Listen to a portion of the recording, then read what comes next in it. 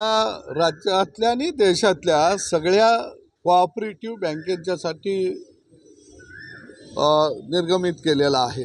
पारित केलेला आहे। आणि तो कायदा असा आहे की ज्या कोऑपरेटिव्ह बँकेमधील ज्या संचालकांना 10 वर्ष झालेले आहेत संचालक पदावरती राहून,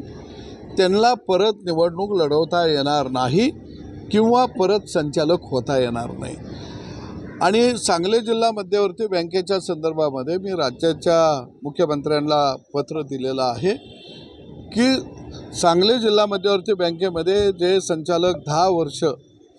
सलग संचालक पदावरती आहेत किंवा 10 वर्ष ज्यांनी पूर्ण काळ केलेला आहे आणि परत तिसऱ्यांदा ते संचालक आहेत, अशा संचालकांचं संचालक पद रद्द करण्यात यावं।